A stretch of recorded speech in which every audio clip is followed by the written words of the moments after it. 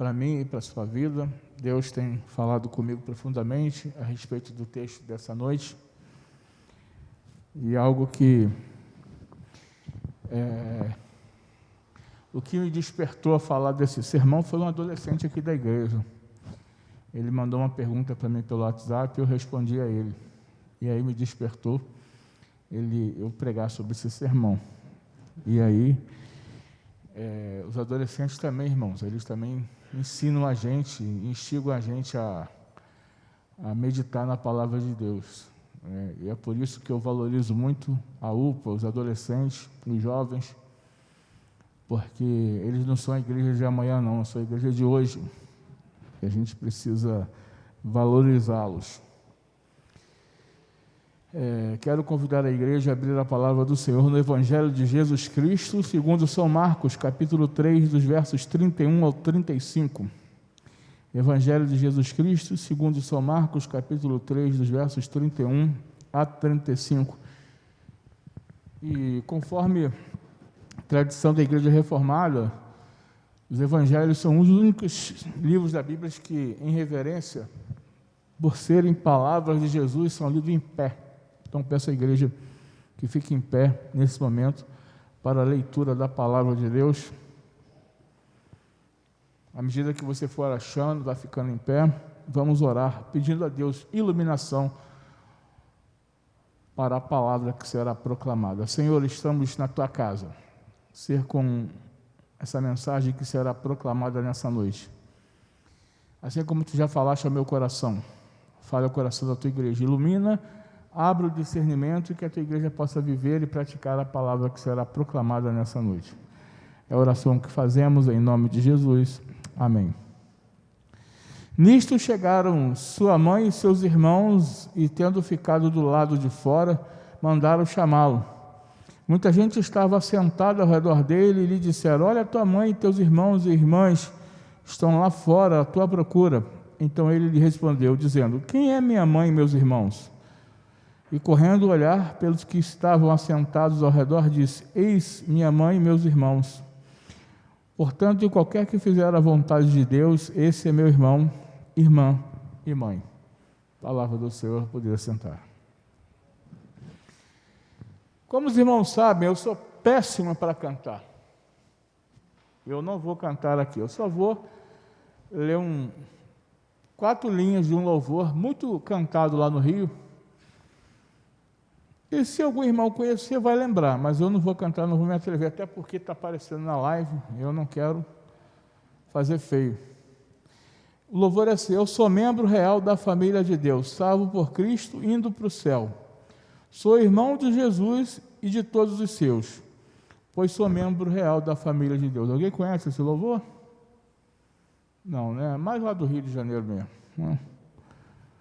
É mais lá do Rio de Janeiro. Então, sou membro real da família de Deus.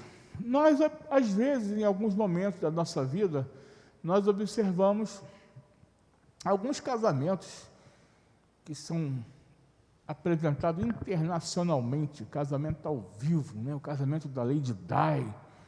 E o penúltimo casamento que teve, da família imperial inglesa, foi o casamento do Duque e a Duquesa de Cambridge, William e Kate Middleton, na Inglaterra.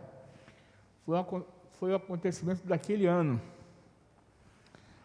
Considerado uma família de sangue azul, uma família real.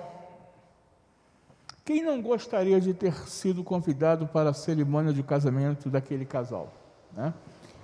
Quem não gostaria de receber um convite para estar ali? E para a festa, então, nem se fala, né? Quando tem um casamento, todo mundo fica querendo ser convidado, né? Eu lembro que eu fui convidado para fazer um casamento em Unai. Eu e Selma fomos lá, e quando a minha sobrinha do coração, Thalita, me convidou para fazer o casamento, eu não imaginava. Quando cheguei lá, era um casamento para quase 600 pessoas, né? Então, era casamento da roça, né, na chácara. Era 8 galões de 20 litros de carne de porco no jantar. Então, foi um casamentaço, né? Então, assim, foi um casamento muito bonito. Não é porque eu fiz o casamento, não, mas foi um casamento muito bonito. Por tudo que foi feito no casamento, né? Por tudo que foi feito. Então, todo mundo gosta de uma festa, de um casamento. Nós podemos até imaginar algumas pessoas aqui da igreja sendo convidadas para aquela festa. Todos nós temos momentos inesquecíveis em nossas famílias, assim como um casamento daquele casal. Independente de qual família você pertence, sempre vamos dizer, família é tudo igual, só muda o endereço. Existia, né? Que esse sermão, é que eu guardo os meus sermões, né? Eu arquivo e tal, e no momento certo eu prego. Existia uma família na televisão, né? Que dizia, essa família é muito unida e também muito complicada. Brigam por qualquer razão, mas acabam pedindo perdão. Então, eu me lembro que uma vez eu cheguei numa imobiliária, onde eu ia pagar o aluguel, e aí estava discutindo, né? A funcionária brigando com a chefe lá e tal. E aí eu cheguei na hora da discussão, né? E aí, para quebrar o gelo, eu falei, essa família é muito unida. Aí eles começaram a rir, né? Porque a gente quebra o gelo. Cheguei num momento indelicado, né? E aí perguntamos, o que significa família? Segundo o dicionário, família é a unidade básica da sociedade formada por indivíduos com ancestrais em comum ou ligados por laços afetivos. A família representa um grupo social primário que influencia e é influenciado por outras pessoas e instituições. É um grupo de pessoas ou número de grupos domésticos ligados por descendência a partir de um ancestral comum, matrimônio ou adoção. Dentro de uma família existe sempre algum grau de parentesco. Membros de uma família costumam compartilhar do mesmo sobrenome, herdado dos seus ascendentes diretos. Eu tenho orgulho do meu nome.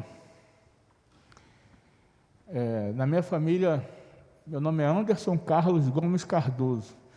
Na minha família tem uma tradição de botar o sobrenome nem de todo mundo, mas em alguns, de sobrenome de Carlos. Antônio Carlos, Carlos Antônio, Anderson Carlos, Carlos. Então, sempre tem um Carlos na família. E eu tenho orgulho do Cardoso do meu pai, por causa do pai do meu pai. Era um espanhol que veio para o Brasil, e o Cardoso é um nome forte, tanto que eu uso como meu nome Anderson Cardoso, porque eu gosto do Cardoso. Cardoso é forte. E todos nós temos um nome, um sobrenome, todos nós temos um DNA, todos nós temos uma célula. A família é unida por múltiplos laços capazes de manter os membros moralmente, materialmente e reciprocamente durante uma vida e durante as gerações.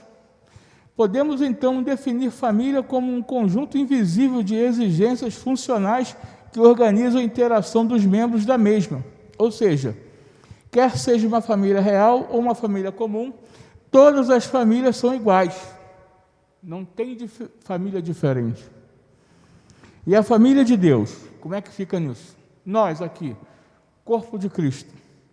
Como acontece a interação entre seus irmãos nela? Como acontece a interação nossa, no nosso meio? Porque nós somos a família de Cristo, como diz o texto que acabamos de ler. Como acontece o relacionamento desta família no dia a dia? O que fazer para pertencer a esta família aqui? Família do reino de Deus.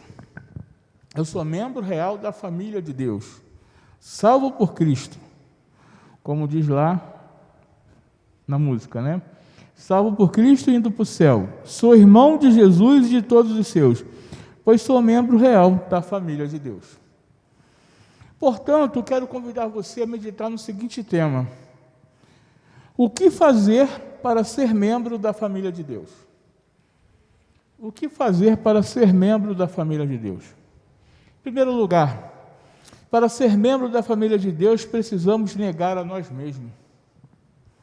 A exemplo de Maria e dos irmãos de Jesus, porque é importante dizer, irmãos, que Jesus tinha irmãos.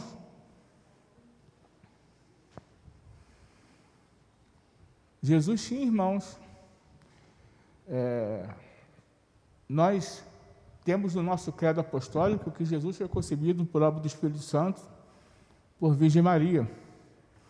Mas depois ela teve outros filhos. E Jesus tinha irmãos. Todos nós devemos também procurar Jesus, como irmão de Jesus. Há, porém, modos e modos de fazê-los.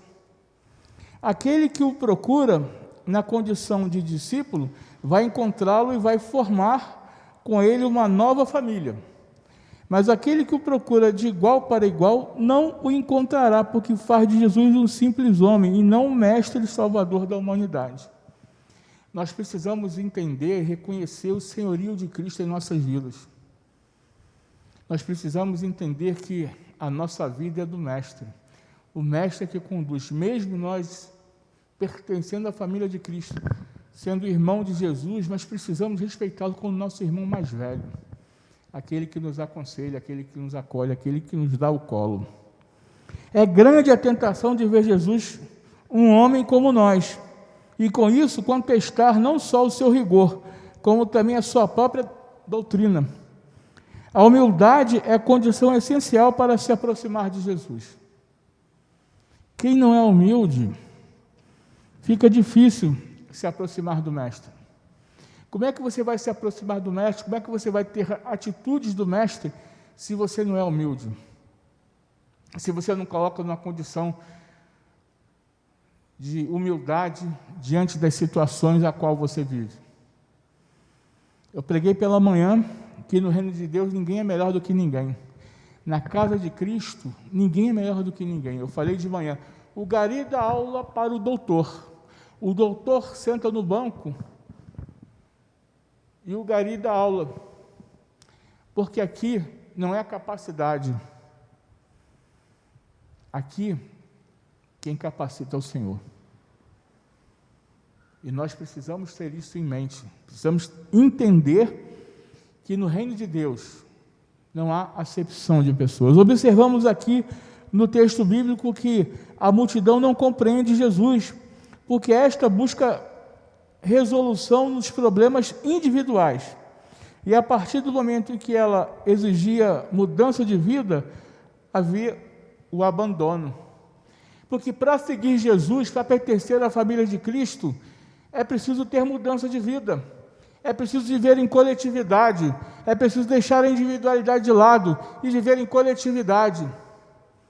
É negar-se a si mesmo, em função do outro. É você estar dentro da sua razão e abrir mão da sua razão em função do outro. É você dar um bom testemunho. Nós precisamos entender que existem muitas pessoas fracas da fé, e que se nós dermos um mau testemunho, por mais que achemos que esse testemunho, que esse algo que façamos, é algo normal para nós, mas para o nosso próximo pode ser um escândalo. E precisamos ter o cuidado com o nosso testemunho, negar a nós mesmos. Mas eu não vejo problema. Tudo bem, meu irmão, você não vê problema. Mas o irmãozinho que está lá, que é fraco na fé, pode se escandalizar. Nós temos que ter o cuidado de negar a nossa vontade, o nosso ego, o nosso ser, em função do próximo, porque isso é família. Quantas vezes, e aqui eu creio que vários de nós já devem ter passado por isso, a gente, principalmente com filho, né, Carmelita? Você deixa de comer para dar para o seu filho. Quantas vezes na vida você deve ter feito isso? Eu me lembro que uma vez eu estava Durango Kid mesmo, né? Saí com a minha filhinha, fui no McDonald's e eu comprei um McLanche feliz e fiquei beliscando a batatinha frita porque eu não tinha dinheiro para comprar para mim o lanche. Mas ela comeu o McLanche feliz. Porque negar a nós mesmos, é assim que nós temos que fazer com o nosso familiar. Negar a nós mesmos, entender que o nosso irmão precisa do nosso apoio.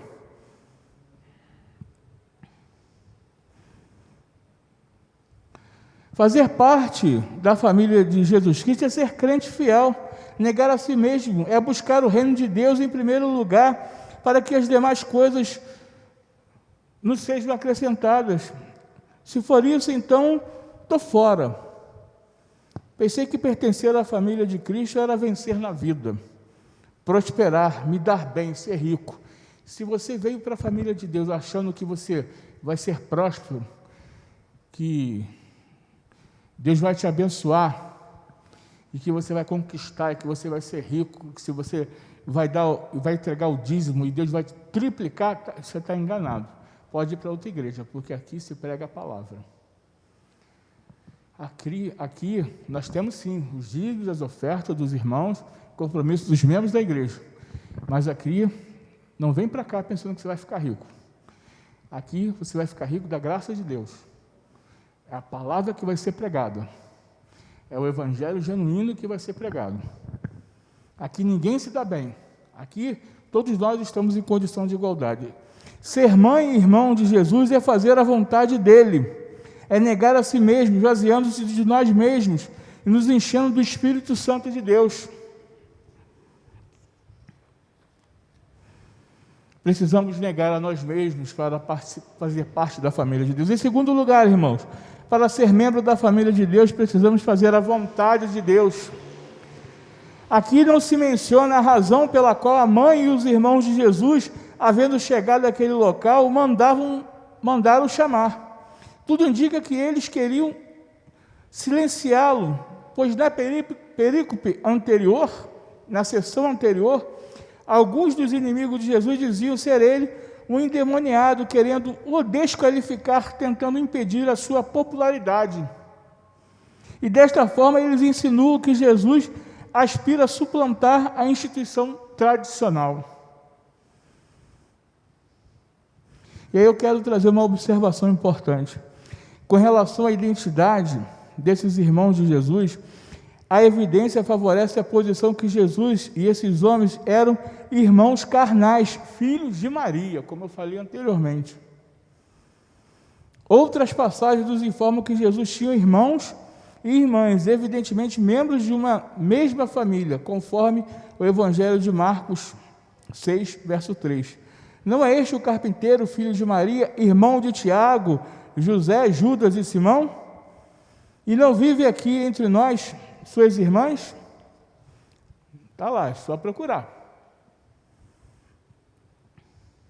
Como a casa estava repleta de pessoas, os recém-chegados ficaram impossibilitados de se aproximarem do local onde Jesus se encontrava.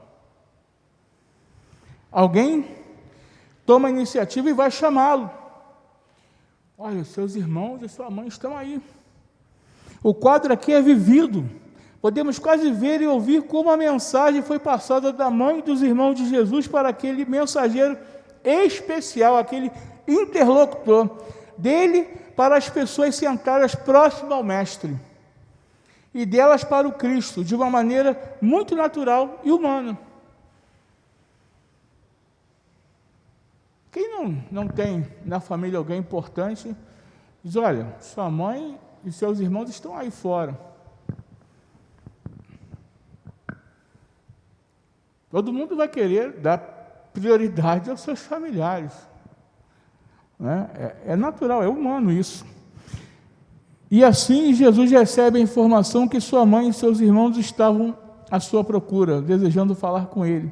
Dessa forma, Jesus usa uma interrupção para fazer um ensinamento. No reino de Deus não tem prioridade. No reino de Deus não tem prioridade. A Selma está aqui, ela é minha esposa, mas ela não tem preferência. Porque ela é minha esposa, a Selma. Não, irmãos. Ela é minha companheira, ela está do meu lado, para o que der e vier. E nós carregamos as cargas uns dos outros. Dividimos as coisas juntos. Trabalhamos juntos. Não existe prioridade. E eu digo, já cansei de dizer aqui várias vezes, eu sou pastor dessa igreja a hora que você precisar de mim. Não me incomoda o dia e a hora que você ligar para mim, precisando de aconselhamento, de uma oração. Não vai me incomodar. Eu tenho dito isso constantemente. Eu sou pastor da igreja, eu cuido das ovelhas a hora que for. Tem uma irmã que falou: pastor, meu filho vai operar, me avisa, eu quero ir lá no hospital visitar, orar, estar com ele.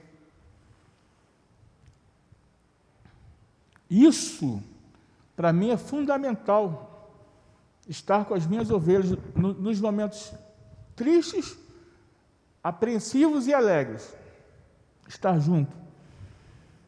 Não existe preferência, não existe acepção de pessoa. E Jesus interrompe para fazer o ensinamento. Ele sempre sabia transformar uma interrupção numa oportunidade para oferecer um ensino maravilhoso, ou realizar um simples milagre. E isso acontece várias vezes em sua estada aqui entre nós. Jesus nunca perde a oportunidade de ensinar, de pregar a palavra, de pregar a boa nova. É o que ele faz aqui. Você tem aproveitado as oportunidades que têm vindo à sua mão? Você tem aproveitado a oportunidade para falar do Evangelho de Jesus Cristo? Como é que você se comporta quando você está na fila do banco, na fila do mercado, na fila do ônibus? Como é que você se comporta na faculdade onde você estuda, no seu trabalho? Qual é o seu comportamento? As pessoas veem em você a diferença? As pessoas, elas podem chegar para você e falar assim: fulano, ora por mim, que eu estou passando por esse problema. As pessoas têm essa intimidade com você para chegar para você e pedir uma oração, pedir uma palavra. A Selma contou uma vez para mim que ela trabalhava no posto de saúde e toda manhã elas oravam antes de começar o trabalho, para sair para o campo. E tinha um médico que debochava da oração. Mas ele sempre passava no meio, debochando e ia embora. E elas nunca revidaram o médico. Nunca fizeram uma malcriação, sempre ali na delas. Um belo dia, esse médico, teve alguém na família que eu não me recordo, quem era? Filho. O filho dele estava doente, não é isso? Hã? Muito doente. E aquele homem parou e pediu assim: antes de vocês orarem, vocês podem orar pelo meu filho que nasceu muito doente? Na mesma hora, a Selma e a Ideni, amiga dela, com as amigas: pois não, doutor, vamos orar pelo seu filho. E aquele homem ficou emocionado e chorou, e agradeceu, e parou de debochar daquelas mulheres. É o comportamento, é a atitude, é fazer a diferença. Você tem feito a diferença? Apesar da relação entre Jesus e sua mãe sempre ter sido de um interesse cuidadoso, ele nunca consentiu que ela o desviasse de fazer o que o Pai Celestial queria que ele fizesse. De igual modo, os seus irmãos, ele nunca permitiu que eles interferissem no desempenho da sua missão. Ao dizer quem são minha mãe e meus irmãos, ele está ensinando que o que aplica-se a ele, aplica-se a todos. Todos devem buscar fazer a vontade de Deus. Nessa área, os lados espirituais são muito mais importantes que os laços carnais. É muito importante, irmãos. Porque às vezes, na nossa família, nós temos familiares que às vezes não temos tanto vínculo. Jacó, por exemplo, ele teve um problema com a sua família e foi viver a sua vida. Abraão, Deus falou que ele ia ser pai de uma grande nação, e ele saiu da sua terra, da sua parentela, foi viver a vida dele. E muitas das vezes nós precisamos cortar o cordão umbilical e viver a nossa vida, passarmos as nossas experiências, cortar os laços familiares. Não significa que você não vai cortar o vínculo, mas cortar os laços, se distanciar e ter uma vida independente. Eu lembro de uma coisa que me emocionou muito, porque eu gosto muito de esporte, gosto muito de futebol, qualquer tipo de esporte eu gosto, Fórmula 1. Eu me lembro que o goleiro Júlio César, do Flamengo, deu uma entrevista, há muitos anos atrás. Ele foi vendido do Flamengo para a Inter de Milão. E ele falou que o pai dele foi com ele até o hotel, depois de assinar o contrato, foi com ele até o hotel, levou a mala e entrou com ele dentro do quarto do hotel e falou assim: meu filho, eu trouxe você até aqui, daqui por diante é com você, segue o teu caminho, segue a tua vida, daqui por diante é você e Deus. Irmãos, nós precisamos aprender. Eu tenho um sermão que eu estou preparando um dia, tenho pedido a Deus para que Ele me dê esse dia para trazer à igreja, da mulher sunamita. Nós precisamos respeitar as decisões dos nossos filhos, e nós, como os filhos, precisamos entender e cortar o cordão umbilical com as nossas mães. Nós não podemos ficar numa total dependência o resto da vida dos nossos pais, das nossas mães. Nós precisamos viver independente. Existe um ditado que diz que em casa quer casa. E precisamos entender que família, nós nunca deixaremos de ser família. Família é a célula máter da sociedade. Mas precisamos entender que uma vez que você toma um passo da sua vida, você tem que seguir o seu passo com a sua família, com a sua esposa e os seus filhos. E viver isso de forma digna, honrada. E é isso que Jesus ensina àqueles homens. E é isso que nós ensinamos dentro da casa de Deus. Nós precisamos deixar de ser crianças infantis, meninos, porque às vezes o pastor dá uma exortação ao membro, o membro fica aborrecido. Tinha um desenho que falava magoei. Lembra disso, Tiago? Magoei. E não pode, irmão, você ficar magoado. Se o pastor chamar a sua atenção, é para o seu bem que está te ensinando. Ele é autoridade. Pastor é autoridade na igreja. Se o pastor falar com você, ele está falando para o seu bem.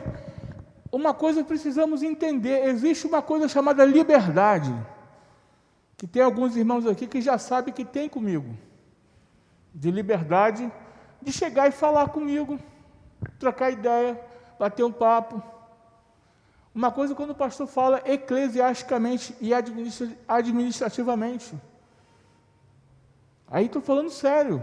Aí não é o Anderson, é o pastor Anderson. Precisamos diferenciar essas coisas.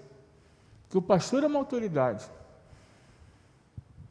Eu já disse aqui, eu quero ser o primeiro a saber tudo o que acontece na igreja. Eu quero estar em todas. UPA, o PH, a SAF, o MP, tudo. Porque sabe o que? Existe um ditado que diz o seguinte: o que engorda o gado é o olho do dono, não é isso, Thiago? O que faz a igreja andar é o pastor estar atento às ovelhas, estar perto. O pastor tem que ter cheiro de ovelha. O pastor tem que estar visitando as ovelhas. O pastor tem que estar na casa das ovelhas. O pastor tem que estar chorando com as ovelhas. O pastor tem que estar andando com as ovelhas. O pastor tem que ter cheiro de ovelha. E tem muitos pastores sem ovelhas. Tem muitos pastores que só sabem pregar, mas não tem ovelha. Em terceiro lugar, irmãos, para sermos membros da família de Deus, é necessário ter a essência de Cristo em nossas vidas. Podemos observar um inclusivismo nesse texto. Qualquer pessoa que faz a vontade de Deus, ou seja, pretos e brancos, vermelhos, mestiços, amarelos, homens e mulheres, velhos e jovens, ricos e pobres, presos e livres, educados e analfabetos, judeus e gentios, e todos os que não se encontram nestas categorias, mesmo, acima de tudo, podem ser incluídos na família da fé. Mas precisamos observar o exclusivismo de qualquer que fizer a vontade de Deus, ou seja, somente os que obedecem à vontade do Pai Celeste são incluídos.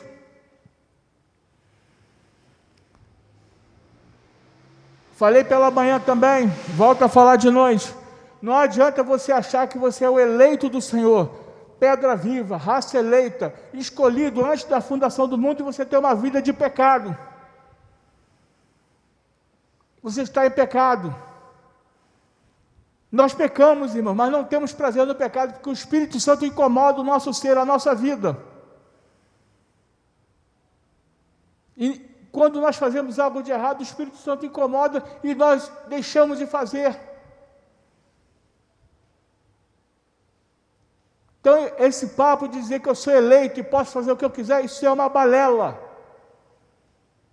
O verdadeiro eleito, ele não tem prazer em pecar.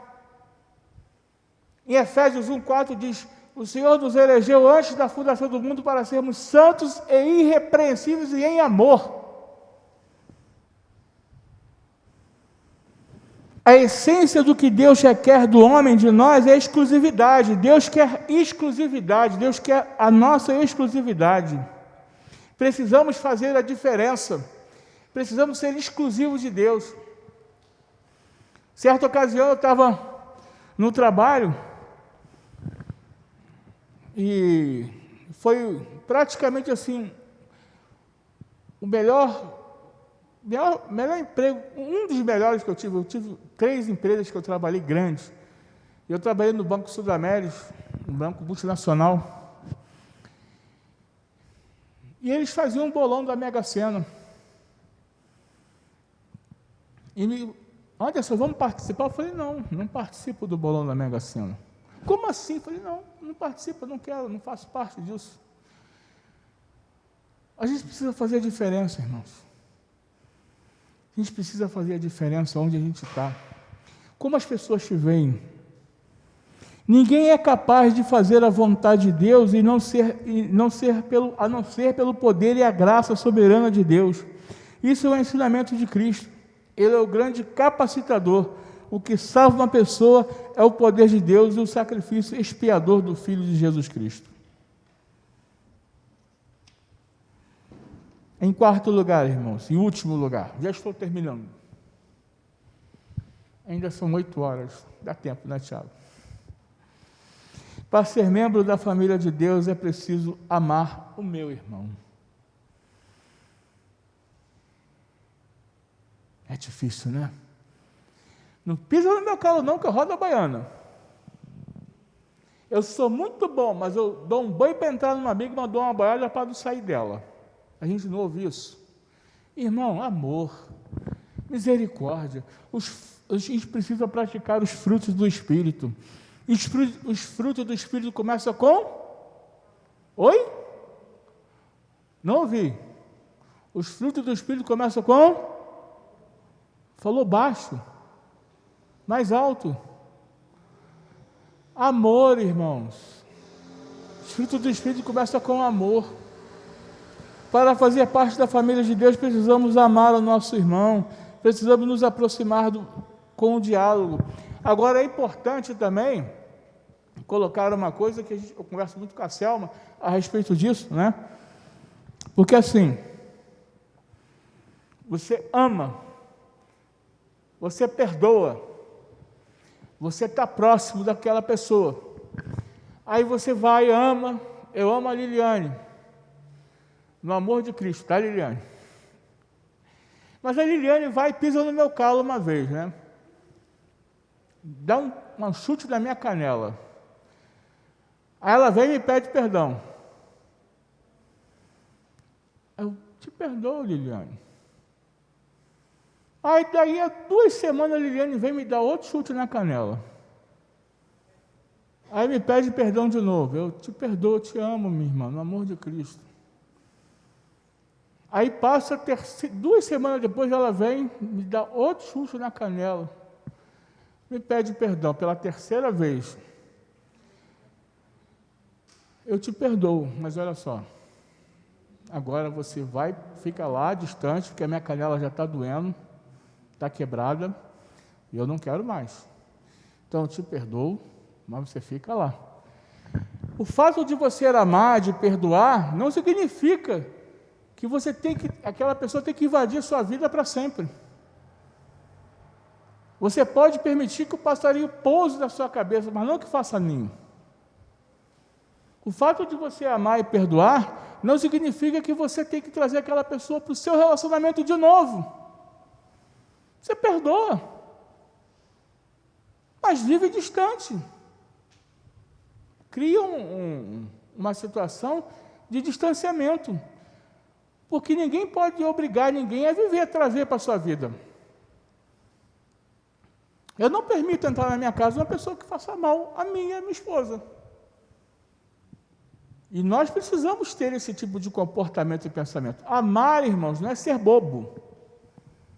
Amar não é ser bobo, não é ser um bobalhão, não. Amar é você amar ao próximo como a si mesmo. Então a gente precisa entender o valor desse amor, o valor desse perdão, para que possamos caminhar de forma a entender o que é de fato praticar o amor. Certa ocasião eu vi um pastor falar assim: olha, na festa de Natal, eu convido um parente, está tudo bem, e aí o parente vai e faz bebe, fica bêbado e estraga a festa. Aí no segundo ano a gente convida de novo o mesmo parente. Aí todo mundo vem, está naquela alegria e tal, o cara vai, bebe, estraga a festa. No 3º ano ele faz a mesma coisa. No 4º ano você vai convidar ele de novo? Não vai. Você perdoa, mas não vai convidar. E é assim que nós temos que ser.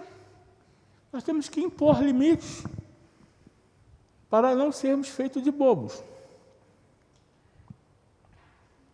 É a unidade em Jesus que se deve fazer evidente numa opção de vida, numa instalação de uma família, como também na vida. Viver a vida com adesão ao projeto de Deus e na construção de um mundo novo, no qual a esperança nos mova para a frente, para podermos chegar a uma terra fértil e espaçosa, terra onde corre leite e mel.